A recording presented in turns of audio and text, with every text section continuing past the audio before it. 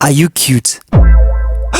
No, my daughter, this nigga is ugly as fuck. Can I see you real quick? Right, because I need to see.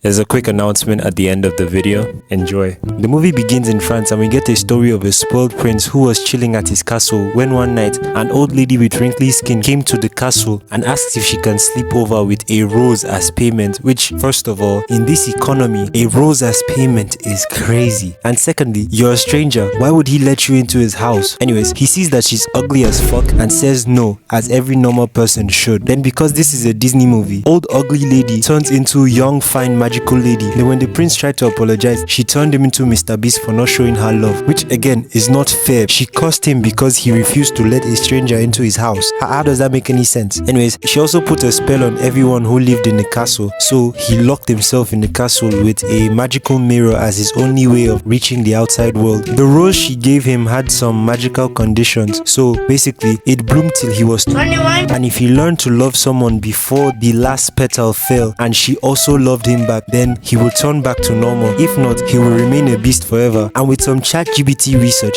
this nigga was 11 when he got cursed. So this bitch was just straight up evil for fun. Like, how are you going to curse a child for not inviting you into his house? She did him dirty, bro. Anyways, many years pass and we cut to this girl singing. Her name is Belle, which means beauty in French. So if my calculations are right, she's the beauty in the title. She sings through the town and everyone knows her. They say she's strange. Then we catch this married man thirsting over some watermelons. Belle goes to a bookshop and it seems like she really likes reading. Then we are introduced to Gaston and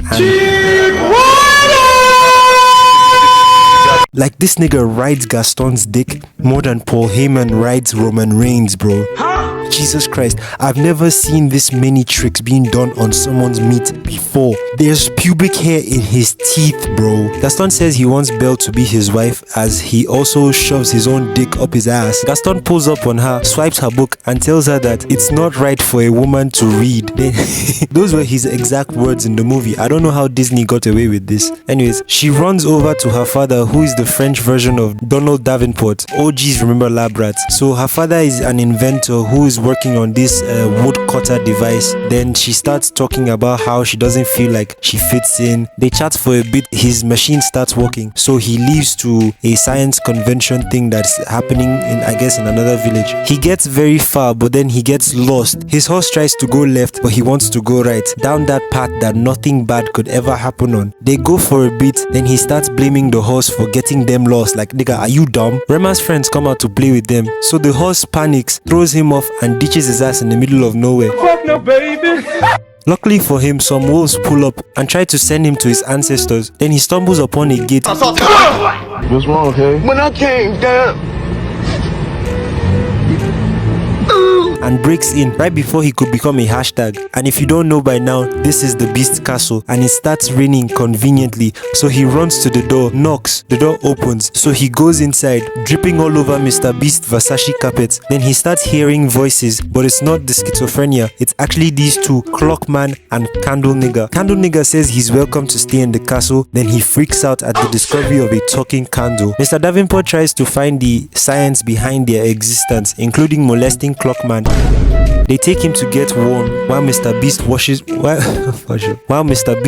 from the shadows. Then Mr. Beast shows up, spooky scary skeletons, and sends shivers down his spine. Then Clock Nigga wastes no time snitching on Candle Guy, saying that he's the one that let him in. Mr. Beast interrogates him like, who are you? Then he takes him away to go participate in one of his YouTube challenges. Back at Belle's crib, Gaston decides it would be a good idea to arrange a wedding, even though he's not proposed to her yet. I don't know what's going on in this guy's head. He pulls up on her, sucks his own dick for a bit, gets himself in a screenshot that's worth 50 years in prison, and gets rejected. She sings about how she wants an adventurous life, not just being a housewife to Disney's version of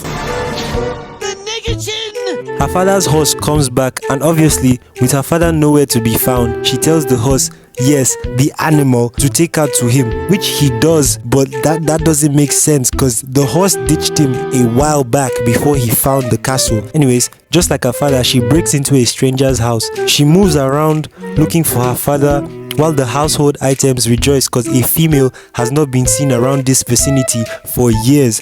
She finds her father and it basically goes like this. Daddy, who put you in Kirikiri? Belle, if you know what is good for you, run away. But daddy, why? What my eyes have seen, my mouth cannot describe.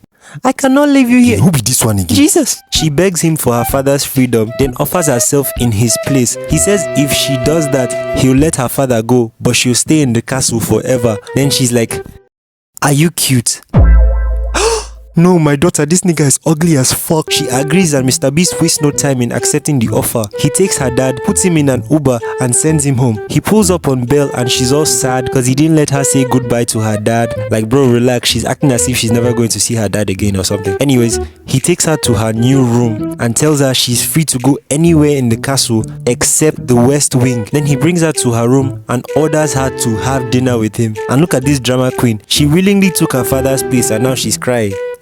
Back at the village, Gaston is being salty because he got rejected while Dick Ryder sings to him to make him feel better. He does some kinky shit that they do in the bedroom when nobody is looking. Then Belle's dad busts in asking for help because the beast has his daughter locked up, but everyone laughs at him because they don't believe him. They make fun of him and kick him out of the bar.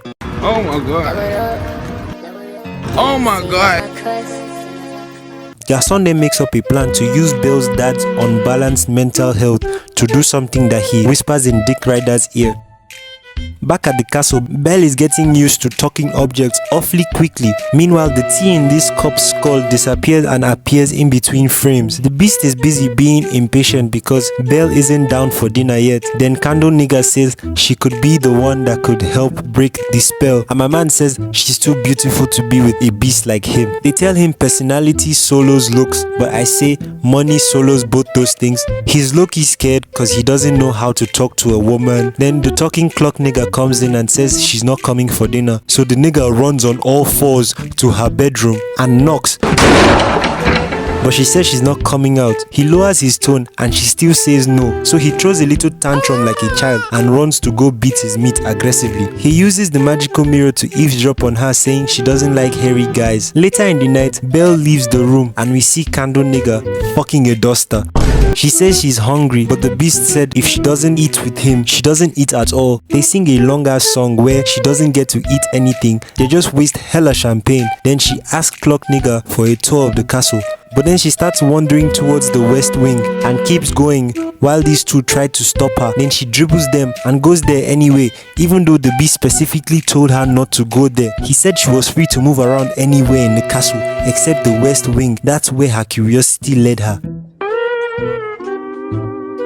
If she gets caught, I hope he eats her. You so freaky ass. Up. I hope he eats her up. Let me be clear. She does her amebo and opens what I'm assuming is the beast room. Then she spots the magical flower and tries to touch it. Like, bitch, this is not your house. Keep your hands to yourself. He should have left her in the tower, bro. Like, it's always these village people trying to spoil your things. The beast sees her in time, covers it and gets angry at her and tells her to go to her room. She runs away acting like the victim even though she was the one who was prognosing. Somehow the horse is still outside chilling, so she takes it and tries to leave but gets lost. And oh no, wolves. I sure hope they don't brutally have her for dinner. The wolves start chasing her and the horse into some ice water. This wolf misses her head by a few inches. This poor one probably drowned because he wanted some food. Then they get cornered and she sets her horse up because what type of exaggerated falling was that? She tries to protect the horse. The wolves gather them. They get her cloak and it's looking like it's game over. But then Mr. Beast pulls up, scares the fuck out of this wolf. Then they jump his ass, ripping him to bits until they kill him. The end. Don't forget to like and subscribe. I'll see you all on the next video. They jump him, but through some animal cruelty,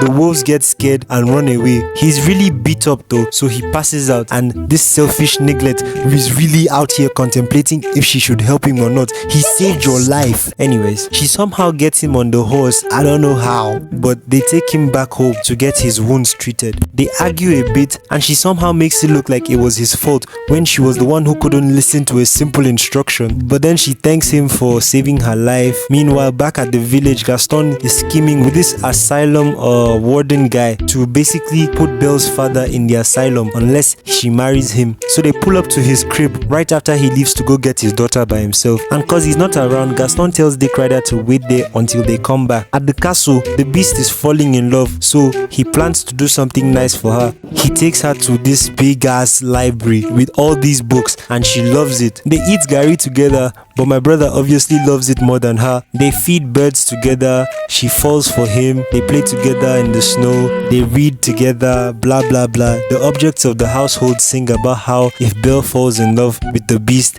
they'll all be human again while they fix up the palace and clean up the place. She teaches him how to read and the castle looks fire, I'm not gonna lie. Then he gets a bath. We see his hairy ass, very hairy ass and long ass hair. She puts on the iconic Disney princess dress and my man is dressed up all fancy except he has no shoes. They have dinner, then they go to the ballroom and dance together with some fire animation for a movie made in prehistoric times.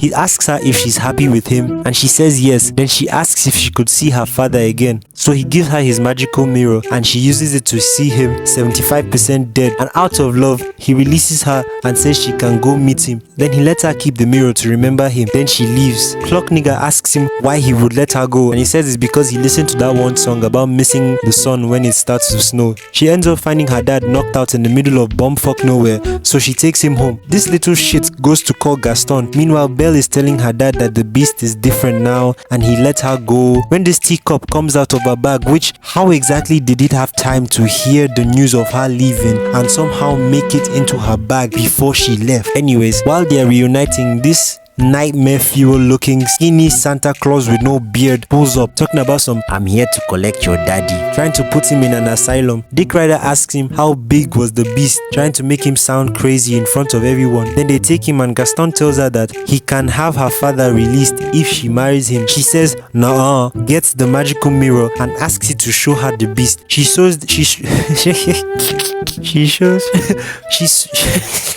them the beast, and when they ask if he's dangerous, she says nah, he's actually pretty chill. Then Gaston gets jealous. He calls her crazy, then scares the people, saying stuff like the beast will tickle your asses and when he's done he'll diddle your children. Then he hypes them up to go kill the beast. He locks Belle and her father up in a tornado shelter, I think. Then they carry themselves to go kill the beast that has never done anything to provoke or scare them in any single way. Homeboy was just chilling in his castle peacefully far. They pull up to his castle and start ramming the door. Kettle goes to warn the beast about, but at this point he doesn't even care anymore. Damn bro, this is what love does to you. Look at his face. Y'all be safe out there, man. They break in and immediately get jumped by the household items, who do a great job beating their asses. Meanwhile, back at the village, the cop starts up Belle's dad's woodcutter machine and breaks the door. The villagers are getting hot tea poured on them, getting Nia Jaxed into the fucking ground. I know that nigga is permanently dead. Gaston is busy looking for the beast. This guy becomes trans and Dick Ryder gets anally penetrated. The household items successfully defend the castle from the villagers, except Gaston,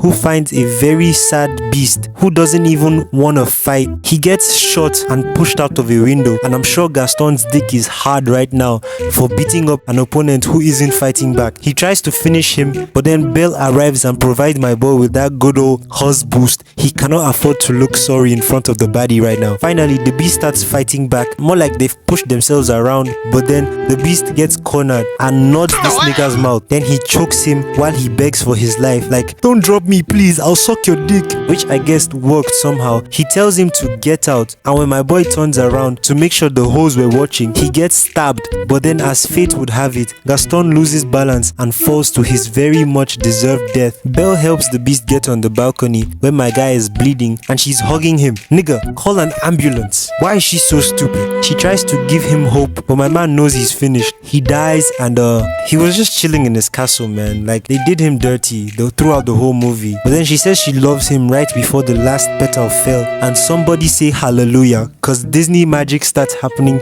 and my boy transforms into Tarzan with straight hair. Nah, she looks so disappointed. Oh no, this isn't what she wanted. She wanted that beast dick, man. She wanted him to fuck her like an animal. She's thinking about if the size change as well. Don't ask me how I know that. They share a kiss, more Disney magic happens, the curse on the castle is lifted, the household items become human again. This nigga finally goes to get some long-awaited human pussy. Belle and he's not a beast anymore.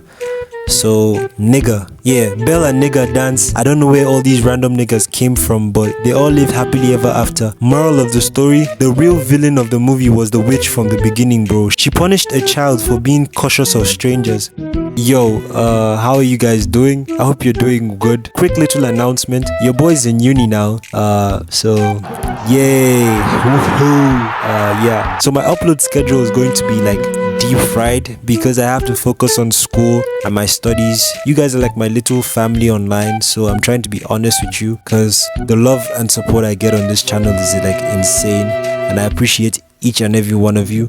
I'm not going to stop making videos. Yeah, I'll just like, I won't be uploading as much as I want to, and I hope you guys like understand. Yeah, thank you so much. If you enjoyed the video, don't forget to like, subscribe, tell your mom about my channel. Don't do that. Yeah, I love you all, and I'll catch you on the next one. Have a great day. Bye.